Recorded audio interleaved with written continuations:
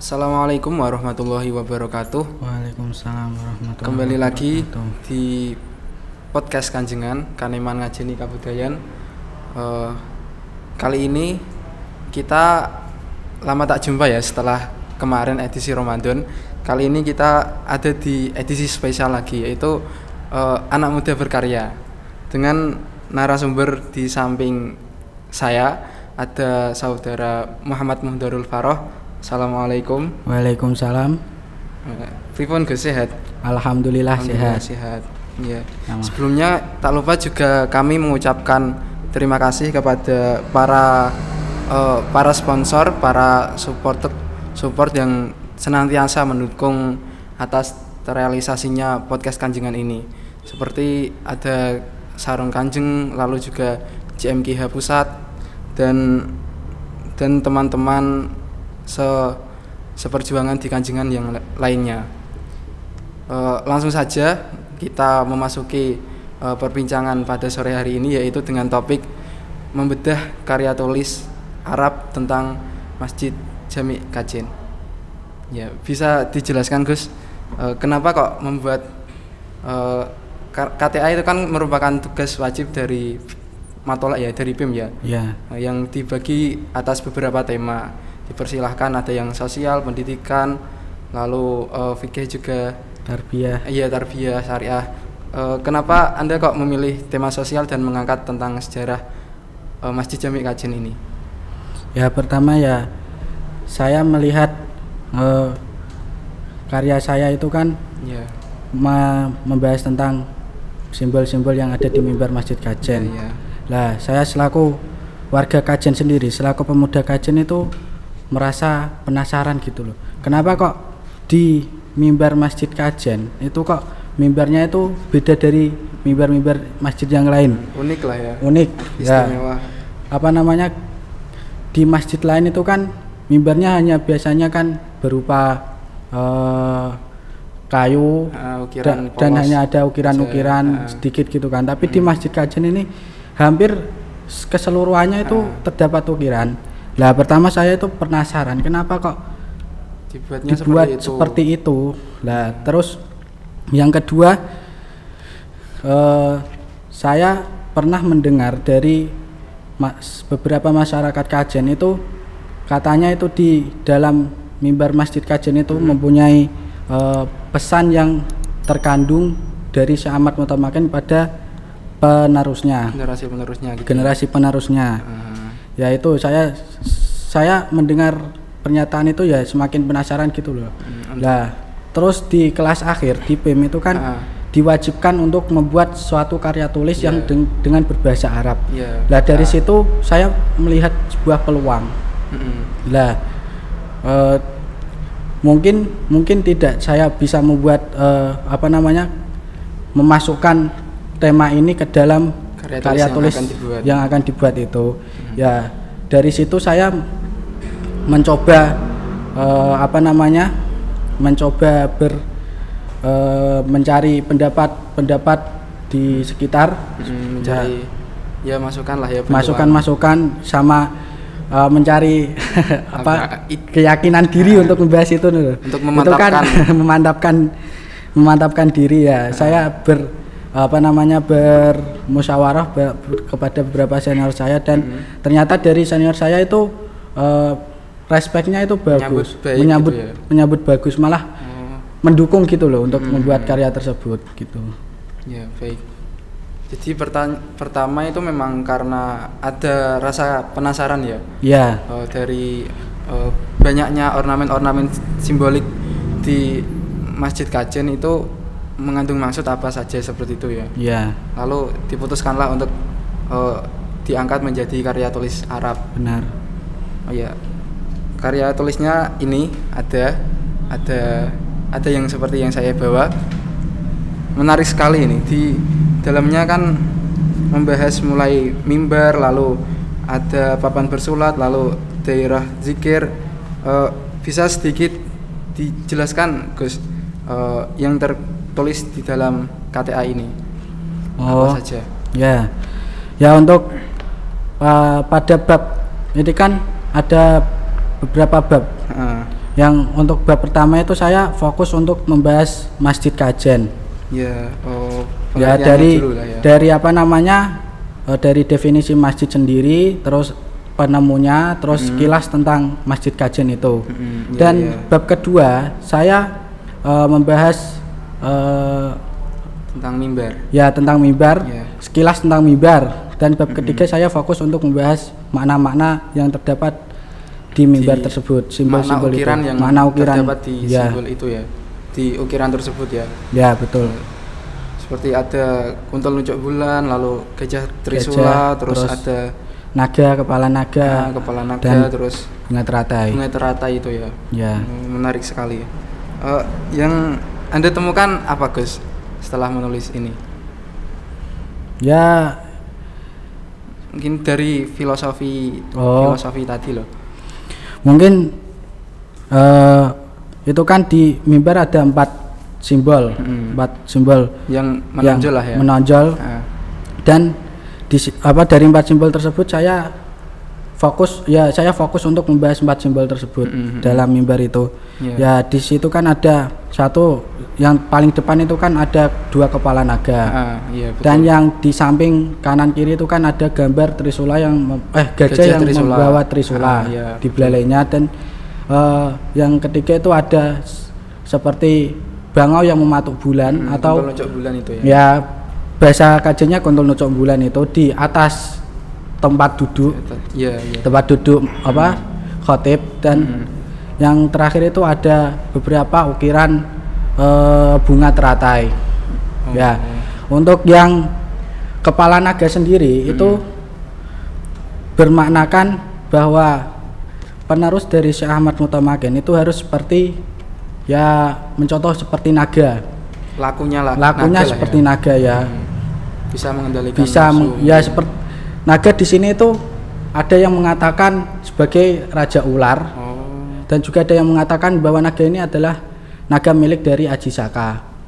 Nah, dari situ Mbah Mutamakin itu berpesan bahwa sehendaknya penerusnya itu bisa berlaku seperti naga atau ular yang bisa menahan hawa nafsunya.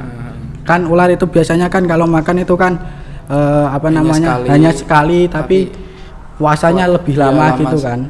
Ya, lama baru makan lagi. Ya bisa mencontoh ular gitu loh. Nah, terus yang kedua itu ada gajah membawa trisula yang di belalainya. Iya. Nah, itu di ukiran tersebut itu kan ada gajah terus membawa trisula di belalainya, dan di sekelilingnya itu kan ada semacam ukiran fauna lainnya. Ya, ukiran flora fauna, ada burung, ada ikan, ada hewan-hewan kecil, dan ada tumbuh-tumbuhan. Iya. Nah, itu menandakan bermaknakan bahwa penerus dari Syekh Ahmad Mutamakin itu harus bisa melawan hawa nafsunya, atau kasarannya kudu iso merangi hawa nafsu. Ya, memerangi hawa nafsu. Jihad melawan hawa nafsunya. Jihad melawan hawa nafsunya sendiri. Dalam hal apa? Di situ kan ada itu tadi gambaran flora fauna itu bermaknakan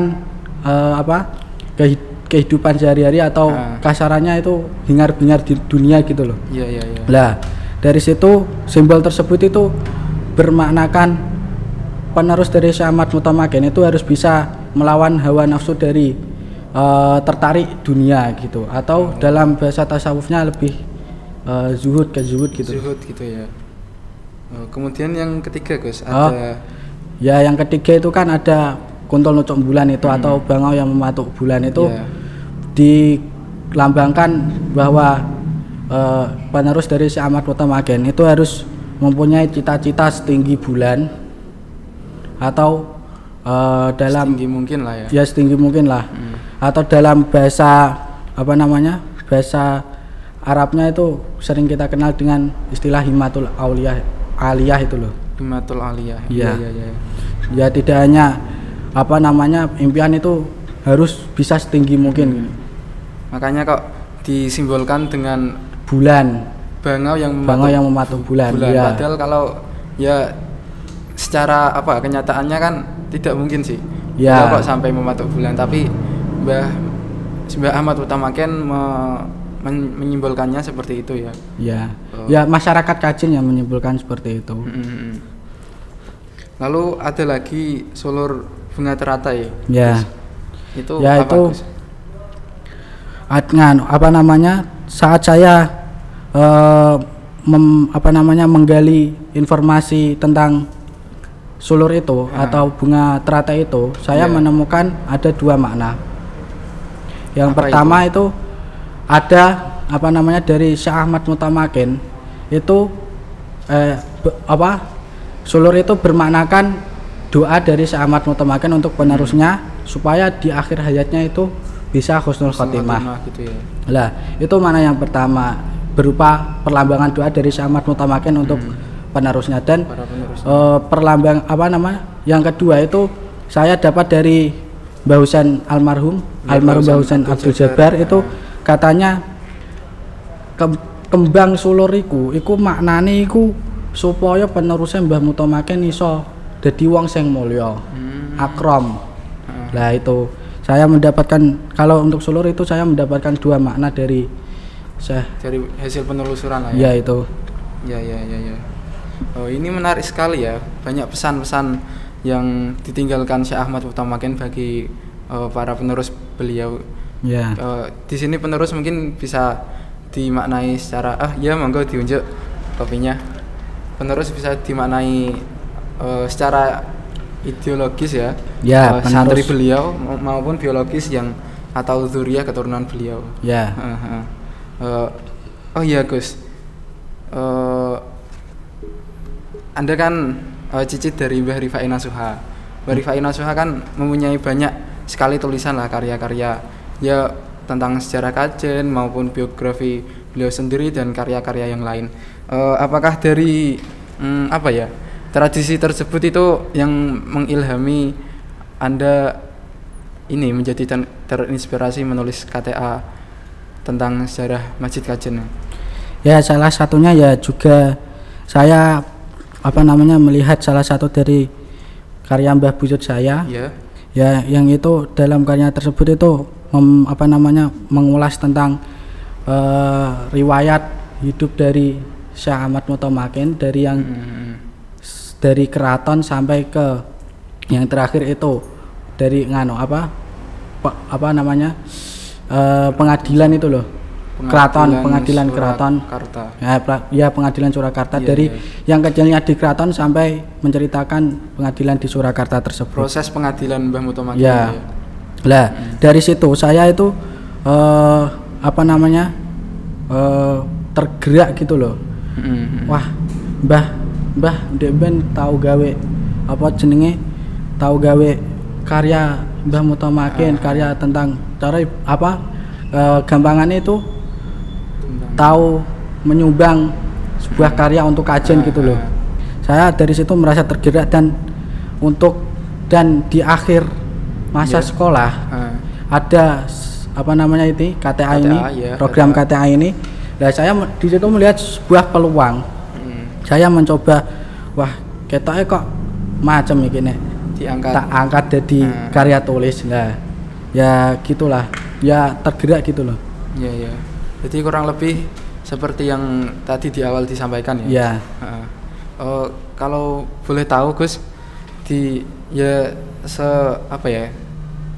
keturunan Mbah Rifai juga seperti itu. Ya mewarisi budaya menulis gitu loh, atau gimana? Maksudnya? Kan Mbah Rifai itu gemar menulis, banyak sekali karangan-karangan beliau. Seperti tadi ada Manaqib Mbah Mutamakin ya yang ditulis dengan bahasa Pegon, lalu juga ada biografi beliau dan karya-karya yang lain. Yang pernah saya dengar itu ada karya tentang ramalan Jayabaya juga ya. Nah, itu apakah juga diwarisi generasi setelahnya Gus, tradisi seperti itu? Ya, kalau itu saya mungkin ya, mungkin itu generasi setelahnya. Atau Anda yang memulai kembali? Ya enggak lah, maksudnya itu apa putu-putune padha edo nulis ngono.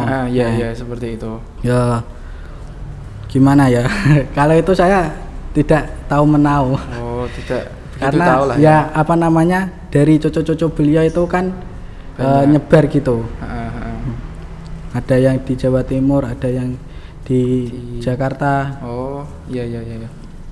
Jadi yang Ya tidak tahu menau gitu. Iya, siap. Mungkin ya ada. Ya Anda ini yang mulai meneruskan kembali tradisi Mbah Buyut ya. Lalu Ya enggak. kembali lagi soal KTA ini ya Gus. Apakah saat proses pengerjaan itu ada hal-hal baru gitu loh yang ditemukan, hal-hal istimewa? Oh, Ya, hal-hal yang ini pengalaman berkesan khusus gitu. lah ya, yang berkesan. Ya itu saat saya apa namanya di dalam kata saya itu kan saya beri sedikit ilustrasi ilustrasi foto untuk Foto-foto. per bab itu kan. Ya, Lah saat saya mengambil foto di mimbar ya. itu saya melihat atau menengok ke belakang mimbar Ya, itu ada yang bagian depan ya. ya yang bagian depan itu ada yang apa namanya ada sebuah tulisan aksara Bali Ya. yang katanya itu apa namanya baru ya enggak baru lah belum banyak terekspos gitu loh. Lah dari Banyak situ yang mengetahui kalau Ya, ternyata ya. ada ukiran itu ya. ya terus lalu saya apa namanya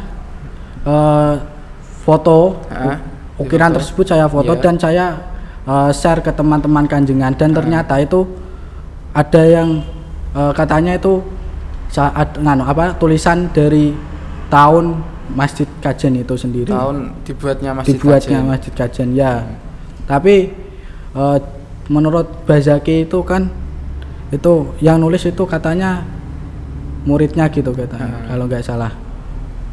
Ya mungkin lain waktu bisa dipodcastkan itu edisi khusus ya tentang Wah, bisa. tentang sejarah berdirinya Masjid Kajen seperti itu. Ya menarik sekali ya Gus.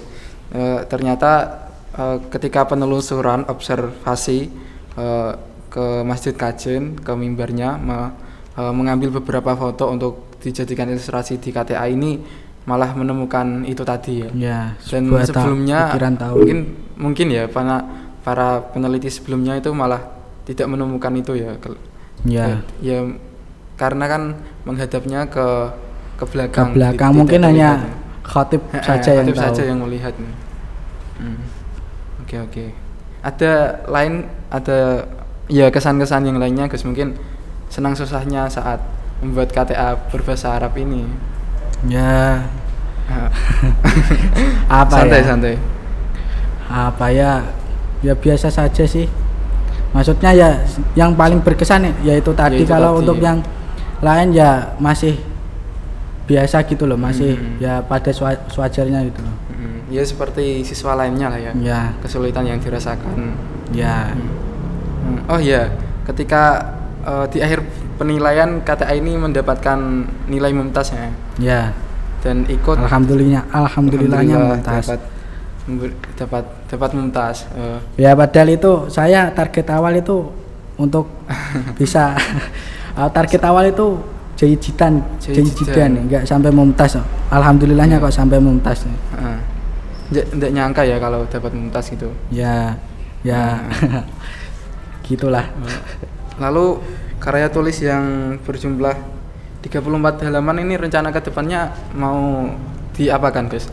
Apakah diterbitkan menjadi buku atau seperti apa? Ya untuk rencana kedepannya ya saya lebih ingin itu kan Atau karya itu kan mungkin? hanya apa namanya saya buatkan dengan jangka waktu yang relatif singkat untuk sebuah karya lah. Iya. Dari situ saya ingin nanti kedepannya saya ingin lebih memperbaiki apa namanya yang kurang-kurang di situ ya disempurnakan lagi lah ya. Disempurnakan lagi dan ingin lebih apa namanya menambah pembahasan tentang itu kan di situ hanya terfokus untuk membahas simbol-simbol yang terdapat di mimbar. Ornamen simboliknya. Ya di saat di Masjid Kajen sendiri kan selain di mimbar itu kan ada papan bersurat dan dairah zikir. Juga. Nah dari situ saya ingin lebih ya menambahkan pembahasan itu ke dalam penyempurnaan karya penyempurnaan ini itu ya. di kemudian harinya ya. Ya Oke. Yes, sangat menginspirasi sekali Gus obrolan kita pada sore hari ini.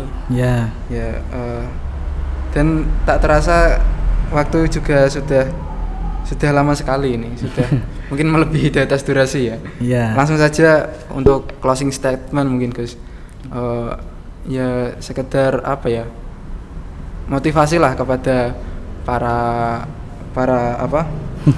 para generasi muda seumuran kita supaya melek budaya dan mau berkarya gitu loh, mau menulis sejarah. Monggo dipersilahkan. Ya kalau dari saya sendiri ya, saya percaya bahwa budaya itu adalah harga diri dari suatu daerah tersebut, dan mana harga diri itu kan perlu atau wajib untuk kita jaga.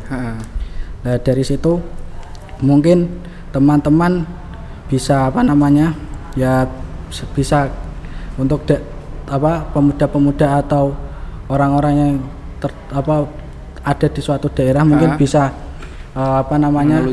menjaga harga diri mereka sendiri itu.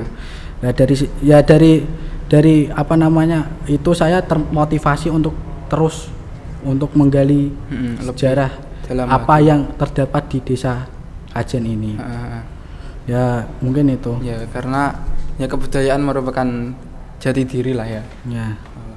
Oke, terima kasih Gus sudah bersedia sama-sama hadir meluangkan waktu di podcast Kanjengan kali ini. Ya. Ya monggo dienakkan dulu minum kopinya. Langsung ya cukup sekian edisi podcast Kanjengan kali ini. Saya Ahmad Fali Nur Hidayat selaku host memohon maaf bila ada tutur kata yang kurang berkenan di para pemirsa. Langsung saja saya akhiri, wallahul muwaffiq ila aqwamit thoriq.